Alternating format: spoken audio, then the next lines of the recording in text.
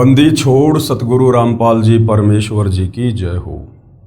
परम पिता परमात्मा सारी सृष्टि के रचनहार कुल मालिक असंख्य ब्रह्मांडों के स्वामी जगत गुरु तीनों लोकों में प्रवेश करके सबका धारण पोषण करने वाले राजाधीराज आत्माधार नाथों के नाथ देवों के देव महादेव सर्वेश्वर महेश्वर मृत्युंजय अजरो अमर आदि अनादि सनातनी प्रभु जगत पिता जगदीश्वर श्री श्री 1008 की उपाधि के वास्तविक अधिकारी अकाल मूरत शब्द स्वरूपी राम वासुदेव सर्वगतम ब्रह्म परम पूज्य प्रथम पूज्य परम संत परम पुरुष परम धनी परम दयालु सत्य कबीर हक्का कबीर अल्लाहु कबीर अल्लाहु अकबर बाखबर अल्लाह ताला जगत के तारणहार जगत के मुक्तिदाता जगत के जगन्नाथ हारे के सहारे हिंदुओं के राम मुसलमानों के अल्लाह सिखों के वाहिगुरु ईसाइयों के मसीह दया के सागर दयानिधि करुणा के सागर करुणानिधि स्वयंभू परिभू संकट मोचन कष्टहरण मंगल करण दुख भंजन अविगत कबीर निर्विकार निर्विषम परमात्मा अलय अलेख सतगुरु आदि अनादि सतगुरु असली मर्यादा पुरुषोत्तम असली राम असली कृष्ण असली घनश्याम असली मुरारी राजाओं के राजा महाराजाओं के महाराजा शहंशाहों के शहंशाह सम्राटों के सम्राट भगवानों के भगवान अल्लाहों के अल्लाह प्रभुओं के प्रभु मसीहाओं के मसीह सच्चे वाहिगुरु बाबाओं के बाबा पीरों के पीर सेठों के सेठ जगत सेठ सावड़सा सेठ सर्वगुण संपन्न अनंत कोटि कलाओं के स्वामी अनंत कोटि ब्रह्मांडों के नायक योगियों में महायोगी ध्यानियों में महाध्यानी सिद्धों में परम सिद्ध ज्ञानियों में तत्वज्ञानी ब्रह्म ज्ञानी महाज्ञानी परम ज्ञानी सर्वश्रेष्ठ ज्ञानी विज्ञानी युवा कबीर समर्थ कबीर असमवात अमित ओजा सच्चे रहनुमा करीम अल्लाह सुभान अल्लाह दुनिया के अंतिम पैगंबर 8 सितंबर 1951 से गांव धनाना जिला सोनीपत हरियाणा भारतवर्ष की पावन भूमि पे प्रकट रियल कल्कि भगवान श्री नारायण साकार हरि श्री बाबा साहेब नूर अनंत परमात्मा सच्चे दरवेश सच्चे बाखबर संत श्रोमणी सतगुरु रामपाल जी परमेश्वर जी के चरण कमल में आप और हम सभी भाई बहनों का अनंत कोटि दंडवत प्रणाम। सच्चाई भाई और बहनों, बहुत बड़ी दया बहुत बड़ी मेहर पूज्य गुरुदेव भगवान की परमेश्वर रामपाल जी की, जिनके शुभ आशीर्वाद से विशेष आशीर्वाद से उन्हीं के सत्संगों के संग्रह के ऊपर बन चुकी पवित्र आध्यात्मिक पुस्तक कबीर बड़ा या कृष्ण के ऊपर वीडियो बनाने की श्रृंखला जारी है। इसी श्रृंखला में आज हमारा ये 30वें नंबर का वीडियो है। पूज्य गुरुदेव भगवान के आशीर्वाद से इस पवित्र पुस्तक कबीर बड़ा या कृष्ण के ऊपर जो वीडियो बन रहे हैं, ये वीडियो हिंदू समाज से जुड़े श्रद्धालुओं के लिए किसी वरदान से कम नहीं है, क्योंकि ये पवित्र पुस्तक कबीर बड़ा या कृष्ण चारों वेद पवित्र गीता जी और पुराणों के ज्ञान से परिपूर्ण है। अर्थात चारों वेदों का पवित्र गीता जी का और पुराणों का निष्कर्ष निकाल कर इस पवित्र पुस्तक को पूर्ण मोक्ष के लिए तैयार किया गया है। ये पवित्र पुस्तक आपको समझाएगी कि वास्तव में भक्ति मार्ग क्या है, अध्यात्म क्या है, वास्तव में सृष्टि रचना कैसे हुई है। आज से पहले कोई कहा करता था कि सृष्टि श्री ब्रह्मा जी ने रची है, कोई कहता था श्री विष्णु जी ने रची है, यानी कोई सिर पैर नहीं था। परंतु अब सतगुरु रामपाल जी ने सर्व धर्मों के सर्व पवित्र धर्म शास्त्रों का निष्कर्ष निकाल कर ये प्रमाणित कर दिया है कि सृष्टि रचनहार परम अक्षर ब्रह्म है, कबीर देव है, कबीर साहेब है। वही सबके उत्पत्ति करता है, सबके धारण पोषण करता है। वही वास्तव में सबके जनक है, आत्मा के पति हैं, परमेश्वर हैं। तो भाइयों और बहनों, इस पवित्र पुस्तक को धैर्य से निष्पक्ष होकर यदि आपने पढ़ लिया तो अध्यात्म को लेकर आपके मन मस्तिष्क में दिलो दिमाग में जो भी सवाल उठा करते थे, आपको प्रत्येक का प्रमाणित जवाब यानी समाधान मिलेगा। तो इस पवित्र पुस्तक पर हमारा जो विषय चल रहा है वो है जनता की अदालत। यानी जनता की अदालत में इस बात पर बहस चल रही है कि सुप्रीम गॉड कौन है, पूर्ण परमात्मा कौन है, जिसकी भक्ति से मुक्ति हो, जन्म मरण का रोग कटे। तो जनता की अदालत में सतगुरु रामपाल जी ने जनता को ही जज बनाया है, क्योंकि वर्तमान में जनता शिक्षित है, पढ़ी लिखी है, अपनी आंखों से अपने ही धर्मशास्त्रों में अध्यात्म को लेकर छुपे हुए प्रमाणों को देखकर निर्णय कर सकती है। एक तरफ श्री कृष्ण जी के वकील बनकर तमाम हिंदू धर्मगुरु आचार्य शंकराचार्य खड़े हैं, जो हिंदू धर्मशास्त्रों को आधार बनाकर श्री कृष्ण और विष्णु को पूर्ण परमात्मा घोषित करने का नाकाम प्रयास कर रहे हैं। तो दूसरी तरफ कबीर जी के वकील के रूप में सतगुरु रामपाल जी हैं, जो उन्हीं हिंदू धर्म ग्रंथों को दिखा दिखाकर कबीर जी को पूर्ण परमात्मा साबित कर रहे हैं। और जनता अध्यात्म में रुचि ले रही है, क्योंकि अपनी आंखों से प्रत्यक्ष प्रमाण देख रही है। और जनता ये भी भली बाती समझ रही है कि हमारे नादान धर्म गुरुओं को, आचार्य और शंकराचार्यों को तत्व ज्ञान नहीं था, वे तत्वदर्शी संत की शरण में नहीं थे, जिस कारण उन्होंने किसी भी धर्मशास्त्र का यथार्थ अनुवाद नहीं किया, अर्थों में अनर्थ कर दिया। क्योंकि संस्कृत भाषा से आप केवल इन धर्म ग्रंथों को पढ़ सकते हो, लेकिन निष्कर्ष नहीं निकाल सकते। निष्कर्ष के लिए तत्व ज्ञान होना बहुत जरूरी है। तो जनता अब अध्यात्म में रुचि लेते हुए, शास्त्र अनुकूल साधना की ओर बढ़ते हुए सतगुरु रामपाल जी से तरह तरह के सवाल कर रही है। सतगुरु रामपाल जी प्रत्येक सवाल का प्रमाणित जवाब दे रहे हैं। और जनता की अदालत में जनता को और अच्छे से अध्यात्म को समझाने के लिए सतगुरु रामपाल जी ने आदरणीय धर्मदास जी की अमर कथा का सहारा लिया है कि जिस प्रकार वर्तमान के हिंदू श्रद्धालु भक्ति को लेकर भ्रमित हैं, उसी प्रकार लगभग 650 साल पहले बांधवगढ़ के रहने वाले आदरणीय धर्मदास सेठ जी भी भ्रमित थे। वो श्री विष्णु जी को अपना इष्ट मानते थे, 68 तीर्थों की यात्रा पर निकले हुए थे। और उसी दौरान कबीर परमेश्वर सतलोक से चलकर एक जिंदा बाबा का रूप बनाकर मथुरा में उनसे मिले और उन्हें पवित्र गीता जी के अनुसार ज्ञान देने लगे। धर्मदास जी की आंखें खुलती चली गई और धर्मदास जी ने फिर अंत में कबीर परमात्मा जी से विनती की, प्रार्थना की कि आप मुझे एक बार अपना वो सतलोक दिखा दीजिए। अगर मैं आंखों से सतलोक देख लूंगा तो मुझे विश्वास हो जाएगा। हालांकि भाइयों और बहनों, विश्वास करने का ये कोई तरीका नहीं है, क्योंकि ये ज्ञान मार्ग है।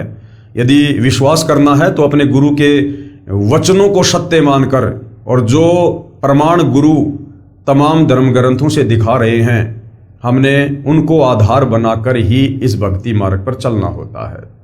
परंतु भाइयों और बहनों, वो 650 साल पहले का समय था और परमात्मा ने कुछ आत्माओं को सतलोक दिखाकर वर्तमान समय के लिए अपने गवाह भी तैयार करने थे। इसलिए परमेश्वर जी ने धर्मदास की विनती स्वीकार की और धर्मदास जी को सतलोक लेकर गए। आगे का क्या प्रकरण है, हम पवित्र पुस्तक कबीर बड़ाया कृष्ण से समझते हैं।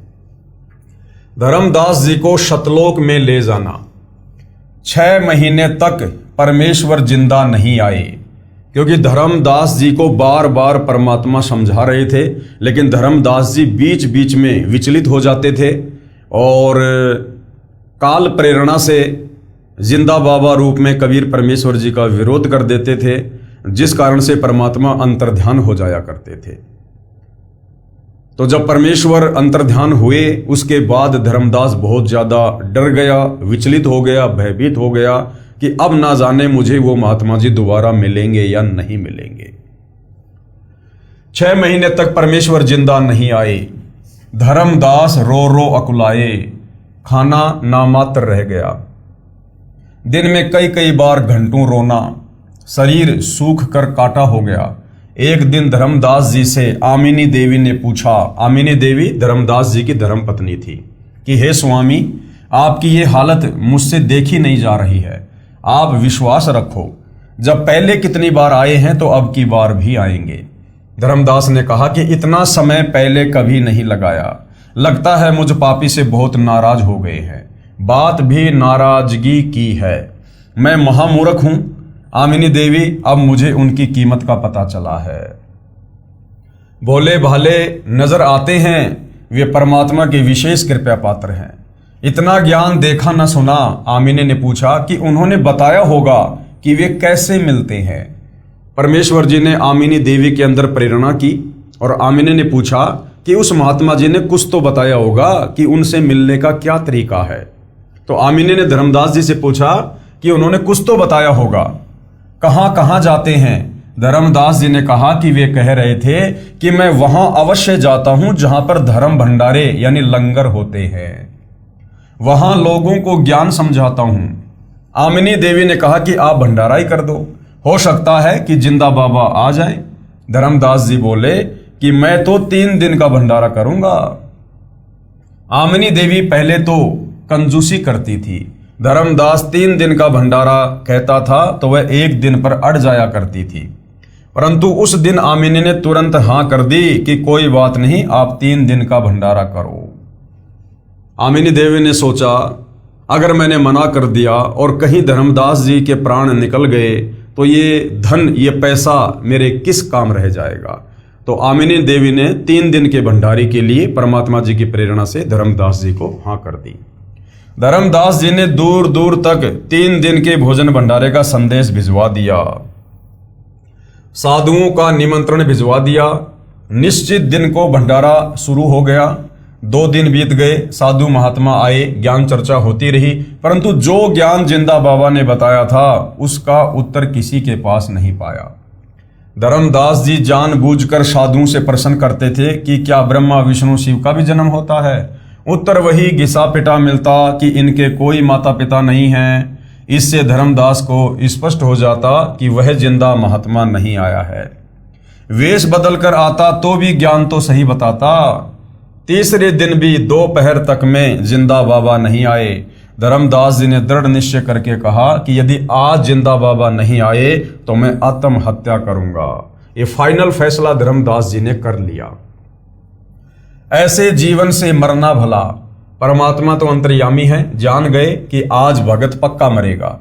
उसी समय कुछ दूरी पर कदम का पेड़ था, उसके नीचे उसी जिंदा वाली वेशभूषा में बैठे धर्मदास को दिखाई दिए। धर्मदास दौड़ कर गया, ध्यानपूर्वक देखा, जिंदा महात्मा के गले से लग गया, अपनी गलती की क्षमा मांगी, कभी ऐसी गलती न करने का बार बार वचन किया।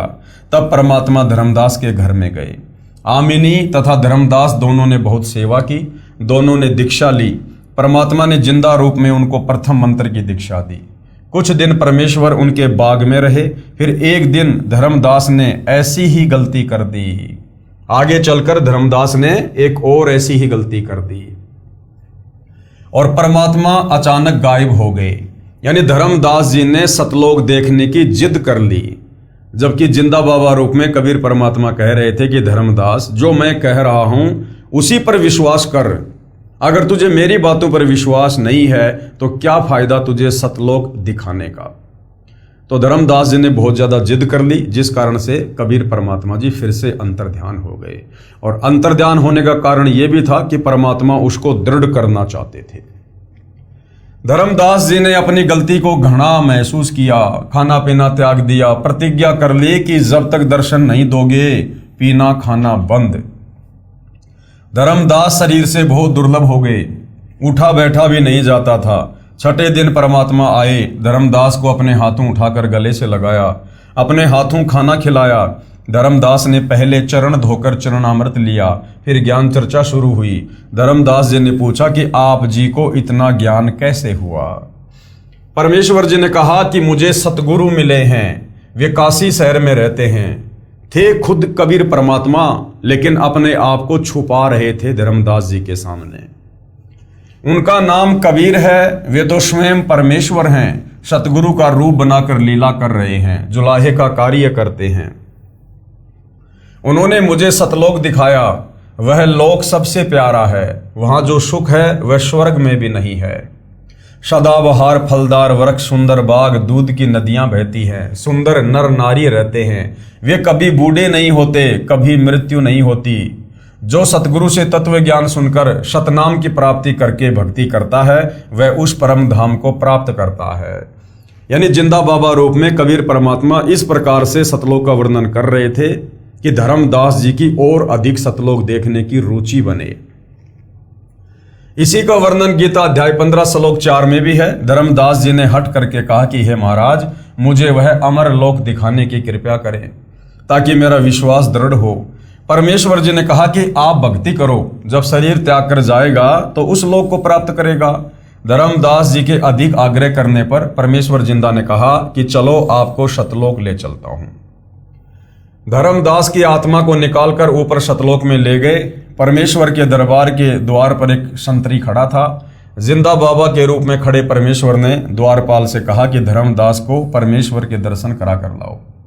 द्वारपाल ने एक अन्य हंस, यानी शतलोक में भगत को हंस कहते हैं, उससे कहा कि धर्मदास को परमेश्वर के सिंहासन के पास ले जाओ, सत्य पुरुष के दर्शन करवा कर लाओ। वहां पर बहुत सारे हंस यानी भगत तथा हंसनी यानी नारी भगतमती इकट्ठे होकर नाचते गाते धर्मदास जी को सम्मान के साथ लेकर चले। सब हंसों तथा नारियों ने गले में सुंदर मालाएं पहन रखी थी। उनके शरीर का प्रकाश 16 सूर्यों के समान था। जब धर्मदास जी ने तख्त यानी सिंहासन पर बैठे सत्य पुरुष जी को देखा तो वही स्वरूप था। जब धर्मदास जी ने शतलोक में सिंहासन पर कबीर परमात्मा जी को बैठे हुए देखा तो क्या देखा कि ये तो वही महाराज है जो नीचे मुझे बार बार जिंदा बाबा के रूप में मिल रहे थे, मुझे ज्ञान समझा रहे थे। ये तो वही महाराज जी हैं। उनके शरीर का प्रकाश 16 सूर्यों के समान था। जब धर्मदास जी ने तख्त सिंहासन पर बैठे सत्य पुरुष जी को देखा तो वही स्वरूप था जो धरती पर जिंदा बाबा के रूप में था। परंतु यहां पर परमेश्वर के एक रोम यानी शरीर के एक बाल का प्रकाश करोड़ सूर्यों तथा करोड़ चंद्रमाओं के प्रकाश से भी कहीं अधिक था। जिंदा रूप में नीचे से गए परमात्मा तख्त पर विराजमान अपने ही दूसरे स्वरूप पर चवर करने लगा। धर्मदास ने सोचा कि जिंदा तो इस परमेश्वर का सेवक होगा, परंतु सूरत मिलती जुलती है। कुछ देर में तख्त पर बैठा परमात्मा खड़ा हुआ तथा जिंदा सिंहासन पर बैठ गया। तेजोमय शरीर वाले प्रभु जिंदा के शरीर में समा गया। धर्मदास शर्म के मारे पानी पानी हो गया। अपने आप को कोसने लगा कि मैं कैसा दुष्ट हूं, मैंने परमेश्वर को कितना दुखी किया, कितना अपमानित किया। मुझे वहां विश्वास नहीं हुआ। जब दर्शन करवाकर सतलोक के भगत वापस लाए, 3 दिन तक परमात्मा के सतलोक में रहा। उधर से धर्मदास को 3 दिन से अचेत देखकर घर गांव तथा रिश्तेदार व मित्र बांधवगढ़ में धर्मदास जी के घर पर इकट्ठे हो गए। कोई झाड़ फूक करा रहा था, कोई वैद्य से उपचार करा रहा था, परंतु सब उपाय व्यर्थ हो चुके थे। किसी को आशा नहीं रही थी कि धर्मदास जिंदा हो जाएगा। तीसरे दिन परमात्मा ने उसकी आत्मा को शरीर में प्रवेश करा दिया। धर्मदास जी को उस बाग से उठाकर घर ले गए थे जहां से परमात्मा उसको सतलोक लेकर गए थे। धर्मदास सचेत हो गया था। परमेश्वर ने उसकी आत्मा को वापस शरीर में छोड़ दिया। धर्मदास सचेत हो गया था। धर्मदास जी सचेत होते ही उस बाग में उसी स्थान पर गए तो वही परमात्मा जिंदा बाबा के रूप में बैठे थे। कबीर परमात्मा उसी बाग में आकर उसी जिंदा वाले रूप में बैठ गए। धर्मदास जी चरणों में गिर गए और कहने लगे, हे प्रभु, मुझ अज्ञानी को क्षमा करो प्रभु। अवगुण मेरे बाप जी, बख्शो गरीब निवाज, जो मैं पूत कपूत हूं बहुर पिता को लाज। मुझे विश्वास नहीं हो रहा था कि आप परमात्मा हैं, आप परम अक्षर ब्रह्म हैं। कभी कभी आत्मा तो कहती थी कि पूर्ण ब्रह्म के बिना ऐसा ज्ञान पृथ्वी पर कौन सुना सकता है। आज भी वही बात है भाइयों और बहनों। इस पूर्ण ब्रह्म कबीर देव के अलावा तत्वदर्शी संत की भूमिका करते हुए सर्व धर्मशास्त्रों का ऐसा निर्मल ज्ञान कौन दे सकता है। सतगुरु रामपाल जी स्वयं कबीर परमात्मा हैं, कबीर परमेश्वर हैं। गीता अध्याय 4 श्लोक 34 वाले तत्वदर्शी संत हैं और तत्वदर्शी संत की भूमिका खुद कबीर परमात्मा जी ही निभाते हैं। अपने द्वारा रची सृष्टि का ज्ञान वो कबीर परमात्मा खुद ही आकर बताता है। तो भाइयों और बहनों, आज मौका है, धर्मदास जी की तरह धोखा मत खाइए। सतगुरु रामपाल जी के सत्संग सुनकर तुरंत उनसे उपदेश लेकर अपनी आत्मा के कल्याण में आगे बढ़िए। परंतु मन तुरंत विपरीत विचार खड़े कर देता था। हे सत्य पुरुष, आपने अपने शरीर की वह शोभा जो शतलोक में है यहां क्यों प्रकट नहीं कर रखी? कि परमात्मा आपके शरीर का जो तेज सतलोक में है वो आपने यहां पर क्यों नहीं कर रखा?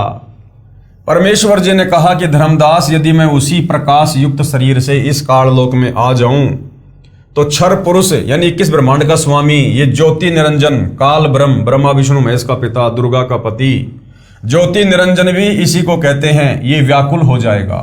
मैं अपना सर्व कार्य गुप्त करता हूं। ये मुझे एक सिद्धि वाला संत मानता है, लेकिन इसको ये नहीं मालूम कि मैं कहां से आया हूं, कौन हूं। परमेश्वर ने धर्मदास से प्रश्न किया कि आपको कैसा लगा मेरा देश। धर्मदास जी बोले, हे परमेश्वर, इस संसार में अब मन नहीं लग रहा। उस पवित्र स्थान के सामने तो ये काल का संपूर्ण लोक यानी 21 ब्रह्मांडों का क्षेत्र नरक के समान लग रहा है। जन्म मरण यहाँ का अटल विधान है। 84 लाख प्रकार के प्राणियों के जीवन भोगना भी अनिवार्य है। प्रत्येक प्राणी इसी आशा को लेकर जीवित है कि अभी नहीं मरूंगा, परंतु फिर भी कभी भी मृत्यु को प्राप्त हो जाता है। प्रत्येक प्राणी एक दूसरे से कपट से बातें करता है, लेकिन आपके सतलोक में सब व्यक्ति प्यार से बातें करते हैं, निष्कपट व्यवहार करते हैं।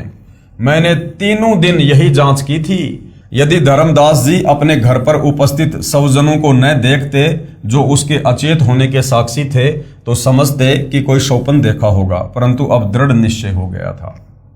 उपरोक्त वर्णन पवित्र कबीर सागर अध्याय ज्ञान प्रकाश पेज नंबर 57-58 पर, मोहम्मद बोध पेज नंबर 20 और 21 पर, 10 मुकामी रेखता ज्ञान स्थिति बोध पेज 83 पर, अमल मूल पृष्ठ 202 पर है। पेश है कबीर सागर के अध्याय ज्ञान प्रकाश के पेज नंबर 57-58 की फोटो कॉपी। यानी जो कबीर सागर है, जो 650 साल पहले इन्हीं धर्मदास जी को निमित्त बनाकर कबीर परमात्मा जी ने लिखवाया था, जिसको कबीर वाणी कहते हैं, 5वां वेद सूक्ष्म वेद कहते हैं। उसमें इस बात का पुख्ता प्रमाण है कि किस प्रकार से कबीर परमात्मा जिंदा बाबा के रूप में धर्मदास जी को सतलोक लेकर गए और सतलोक दिखाकर उनको वापस छोड़ा। ये कबीर सागर में साफ साफ लिखा हुआ है। पेश है कबीर सागर के अध्याय मोहम्मद बोध के पेज नंबर 20 और 21 की फोटोकॉपी। यहां भी वही वर्णन है, धर्मदास जी को सतलोक ले जाना और फिर वापस पृथ्वी पर छोड़ना। उसके बाद में और वर्णन है। पेश है कबीर सागर के अध्याय अमरमूल के पेज 202 की फोटोकॉपी। यहां भी वही वर्णन है, धर्मदास जी को सतलोक दिखाने वाला। क्या गुरु बदल सकते हैं? ये अध्यात्म में एक बहुत बड़ी समस्या है। बहुत सारे जो नकली पंथ वर्तमान में चले हुए हैं, जैसे राधा स्वामी, धन धन सतगुरु, जय गुरुदेव, इन पंथों में यह कहकर भक्तों को विचलित कर दिया जाता है, काल के खूंटे से बांध के रखा जाता है कि एक बार गुरु बनाने के बाद गुरु नहीं बदला जाता। गुरु बदल लिया समझो आपने अपना खशम बदल लिया। तो परमेश्वर इस बात का भी शंका समाधान कर रहे हैं, क्योंकि धर्मदास जी ने भी एक वैष्णव संत को अपना गुरु धारण कर रखा था, श्री रूपदास जी को। तो धर्मदास जी को भी बड़ी शंका हुई कि भाई कहीं मैं गुरु बदल लूं, इससे कहीं मुझे कोई अध्यात्म में नुकसान तो नहीं हो जाएगा। क्या गुरु बदल सकते हैं? धर्मदास ने प्रश्न किया, प्रश्न नंबर 47 धर्मदास जी का। हे प्रभु, क्या गुरु बदल सकते हैं? सुना है संतों से कि गुरु नहीं बदलना चाहिए, गुरु एक और ज्ञान अनेक। उत्तर दिया सत्य पुरुष जी ने, जब तक गुरु मिले नहीं साचा, तब तक गुरु करो 10 पाचा। कि धर्मदास, अगर सच्चा गुरु मिल जाए तो गुरु नहीं बदलना चाहिए, और जब तक सच्चा गुरु नहीं मिलता है तब तक चाहे कितने ही गुरु बदलो। जिस प्रकार व्यक्ति किसी एक वैद्य यानी डॉक्टर की औषधि से ठीक नहीं हो रहा है, तो दूसरा डॉक्टर रोग कटवाने के लिए बदलना ही पड़ता है। जब तक गुरु मिले नहीं साचा, यानी जब तक वो तत्वदर्शी संत नहीं मिलता है, तब तक गुरु करो 10 पाचा, यानी तब तक गुरु बदलते रहो। कबीर झूठे गुरु के पक्ष को और तजत न लागे वार, द्वार न पावे मोक्ष का, रहे वार का वार। भावार्थ, जब तक सच्चा गुरु यानी सतगुरु ना मिले तब तक गुरु बदलते रहना चाहिए, चाहे कितने ही गुरु क्यों न बनाने पड़े और बदलने पड़े। झूठे गुरु को तुरंत त्याग देना चाहिए। कबीर परमात्मा कहते हैं, कबीर डूबे थे पर उबरे, गुरु के ज्ञान चमक, और बेड़ा देखा जरजरा, उतर चले फड़क। जिस समय मुझे सत्य गुरु मिले, उनके ज्ञान के प्रकाश से पता चला कि हमारा ज्ञान और समाधान गलत है। जो ऐसे गुरु बदल दिया जैसे किसी डर से पशु फड़क कर बहुत तेज दौड़ता है। और जैसे रात्रि में सफर कर रहे यात्रियों को सुबह प्रकाश में पता चले कि जिस नौका में यानी नाव में हम सवार हैं उसमें पानी प्रवेश कर रहा है और साथ में सुरक्षित और साबुत नौका खड़ी है, तो समझदार यात्री जिसने कोई नशा ना कर रखा हो वो तुरंत फूटी नौका को त्याग कर साबुत यानी लीक प्रूफ नौका में बैठ जाता है।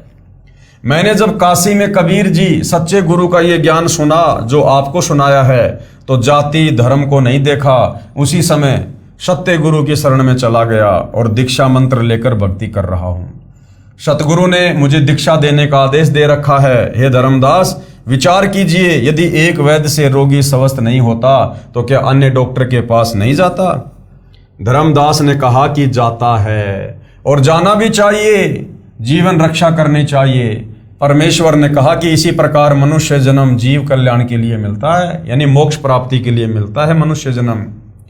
और जीव को जन्म मरण का दीर्घ रोग लगा है, ये सतनाम तथा सारनाम बिना समाप्त नहीं हो सकता। दोनों मंत्र काशी में सतगुरु कबीर जी के पास हैं, उनसे मिलते हैं, पृथ्वी पर और किसी के पास नहीं है। आप काशी में जाकर दीक्षा लेना, आपका कल्याण हो जाएगा, क्योंकि सत्य गुरु के बिना मेरा वह सतलोक प्राप्त नहीं हो सकता। धर्मदास जी ने कहा कि आप स्वयं सत्य पुरुष हैं, अब मैं धोखा नहीं खा सकता, आप अपने को छुपाए हुए हैं। हे प्रभु, मैंने गुरु रूपदास जी से दीक्षा ले रखी है, मैं पहले उनसे गुरु बदलने की आज्ञा लूंगा, यदि वे कहेंगे तो मैं गुरु बदलूंगा। परंतु धर्मदास की मूर्खता की हद देखकर परमेश्वर छठी बार अंतर्ध्यान हो गए। आंखों से सतलोक देखने के बाद, जिंदा बाबा को सतलोक के सिंहासन पर बैठा हुआ देखने के बाद भी धर्मदास डर रहा था और कह रहा था कि यदि मेरा पहले वाला गुरु रूपदास मुझे आज्ञा देगा तो मैं आपको गुरु धारण करूंगा। अब परमेश्वर जी धर्मदास जी की नादानी और अज्ञानता को देखकर नाराज होकर फिर अंतर्ध्यान हो जाते हैं। यदि वे कहेंगे तो मैं गुरु बदलूंगा, परंतु धर्मदास की मूर्खता की हद देखकर परमेश्वर छठी बार अंतर्ध्यान हो गए। धर्मदास जी फिर व्याकुल हो गए। पहले रूपदास जी के पास गए जो श्री कृष्ण अर्थात श्री विष्णु जी के पुजारी थे, जो वैष्णव पंथ से जुड़े थे। धर्मदास जी ने संत रूपदास जी से सर्व घटना बताई तथा गुरु बदलने की आज्ञा चाही। संत रूपदास जी अच्छी आत्मा के इंसान थे। उन्होंने कहा, बेटा धर्मदास, जो ज्ञान आपने सुना है, जिस जिंदा बाबा से ये ज्ञान भगवान ही बता सकता है। मेरी तो उम्र अधिक हो गई है, मैं तो इस मार्ग को त्याग नहीं सकता। आपकी इच्छा है तो आप उस महात्मा से दीक्षा ले सकते हो। तब धर्मदास जी काशी में गए, वहां पर कबीर जुलाई की झोपड़ी का पता किया।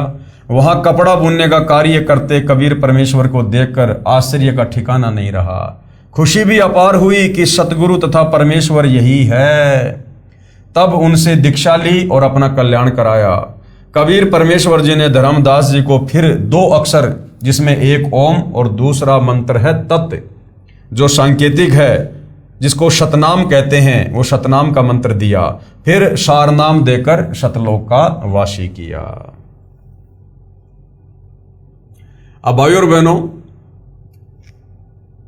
ये धर्मदास जी की अमर कथा कबीर परमेश्वर सतगुरु रामपाल जी जनता की अदालत में हिंदू धर्म से जुड़े श्रद्धालुओं को सुना रहे हैं और साथ में पवित्र कबीर सागर से और अन्य हिंदू धर्म ग्रंथों से प्रमाण भी दिखा रहे हैं। और जनता की अदालत में जनता धीरे धीरे इन सर्व धर्मशास्त्रों से ये प्रमाण देख देख कर आश्वस्त होती जा रही है कि वास्तव में इस पृथ्वी पर यदि किसी के पास सतभक्ति है, यदि कोई सतगुरु कहलाने का अधिकारी है, यदि किसी के पास शास्त्र अनुकूल साधना है, कंप्लीट मोक्ष मार्ग है, तो सतगुरु रामपाल जी के पास है। और यदि कोई पूर्ण परमात्मा है तो केवल कबीर देव हैं। और जनता अपनी तमाम शंकाओं के समाधान के साथ साथ अध्यात्म में रुचि लेते हुए निरंतर आगे की ओर बढ़ रही है। और सतगुरु रामपाल जी भी चाहते हैं कि इस जनता को नाम दीक्षा से पहले अध्यात्म से भली भांति परिचित करवा दिया जाए, उन्हीं के धर्म ग्रंथों से रूबरू करवा दिया जाए, ताकि नाम उपदेश लेने के बाद काल प्रेरणा से यदि कोई इन्हें डगमग करना चाहे तो इनके मन में कोई दोष उत्पन्न ना हो। क्योंकि एक बार सतगुरु से उपदेश लेने के बाद यदि किसी के कहने सुनने से सतगुरु के प्रति मन में दोष उत्पन्न हो जाता है तो वो भगत नाम रहित हो जाता है, उसे अध्यात्म का लाभ नहीं मिलता है। तो भाई और बहनों, ये प्रकरण धीरे धीरे चलता रहेगा। हम धीरे धीरे इस पवित्र पुस्तक कबीर बड़ा या कृष्ण के ऊपर आगे बढ़ते रहेंगे। तो आज के इस प्रकरण में हम केवल इतना ही लेंगे। आगे का जो प्रकरण है वो है कि कबीर सर्जन करता है, यानी कबीर ही सारी सृष्टि का उत्पत्ति करता है, सर्व ब्रह्मांडों का रचयिता है, पूरी कायनात को बनाने वाला है, सर्व भगवानों को उत्पन्न करने वाला है। पेश है 6 गवाह। कौन कौन वो महापुरुष हैं जिन्होंने कबीर जी के सतलोक को देखा, जिन महापुरुषों की आत्मा को शरीर से निकालकर कबीर जी सतलोक लेकर गए, उन्हें सर्व ब्रह्मांडों से परिचित करवाया, ब्रह्मा विष्णु महेश से परिचित करवाया, धर्मराज के दरबार में ले जाकर उन्हें सब कुछ आंखों दिखाया, दुर्गा जी का लोक दिखाया, ज्योति निरंजन का 21वां ब्रह्मांड दिखाया जहां पर ये खुद बैठा रहता है, तपतशिला दिखाई, स्वर्ग दिखाया, नरक दिखाया, अक्षर पुरुष के 7 संग ब्रह्मांड दिखाए और जहां अक्षर पुरुष बैठा रहता है वो जगह दिखाई। उसके बाद सतलोक लेकर गए, सतलोक की सर्व रचना से परिचित कराया, वहां के सर्व सुखों से परिचित करवाया और नीचे आकर उन तमाम आत्माओं ने डंके की चोट पर आंखों देखा हाल धर्म ग्रंथ लिख लिख कर या वैसे भी वाणी और चौपाइयों के माध्यम से, दोहों के माध्यम से देश और दुनिया को जगाया। और उन महापुरुषों के आज वो पवित्र ग्रंथ भी हमारे समक्ष उपलब्ध हैं, रूबरू हैं। तो आगे चलकर हम इस विषय पर और अधिक जानकारी प्राप्त करेंगे, ताकि जिन महापुरुषों ने आंखों से सतलोक देखा है, जब वो हमें इस विषय पर बताएंगे तो हमारा विश्वास और दृढ़ होगा। तो भाइयों और बहनों, आज के इस टॉपिक पर केवल इतना ही। आगे फिर परमेश्वर की सेवा में हाजिर होंगे। तब तक पूज्य गुरुदेव भगवान हम सबको आज्ञा दें, आशीर्वाद दें, सद्बुद्धि दें। बंदी छोड़ सतगुरु रामपाल जी परमेश्वर जी की जय हो।